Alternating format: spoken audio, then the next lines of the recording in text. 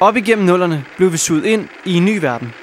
Her mødte vi nye venner igennem uhyggeligt underholdende reality-tv med endeløs druk, sex, singleliv og hovedrystende dumheder. Men da vi hoppede ind i 10'erne, fik vi nok. Nok af det fordummende medielandskab, centreret omkring reality-stjerner, der konkurrerer i dumhed og ydmygelse. Som modtræk skabte vi en ananas på Facebook, der skulle tage kampen op. Planen var at vælte reality Danmark og få mere opmærksomhed end kongen af reality, Sydney Lee. Fight! Og vi sejrede. Men man kan jo ikke bare bitche på Facebook og være pigesur, uden at komme med et alternativ. Så vi har fået DR i tale, og de vil gerne vide, hvad vi vil have. Derfor inviterer Ananasen nu alle, der er trætte af dum reality, til sammen at finde ud af, hvad vi vil se i tv, og arbejde for at få det på skærmen.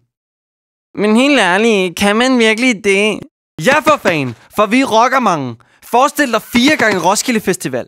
Vi er endnu flere. Tiden, hvor kloge mænd bag lukkede døre bestemmer, hvad vi skal se i tv, er forbi. Masserne har magt, især i dag, hvor vi kan samles på sociale medier og snakke sammen, få idéer sammen og skabe sammen. Og det er det, der er ideen. Så de næste 2 måneder laver Ananasen et medielaboratorium på Facebook, hvorfra vi kan eksperimentere og debattere os vej til konkrete alternativer.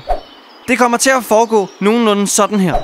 Vi snakker sammen på Facebook om, hvad vi vil have mere og mindre af på tv. Fra debatten idéudvikler vi os frem til nye tv-idéer, og i fællesskab udvælger vi de allerbedste.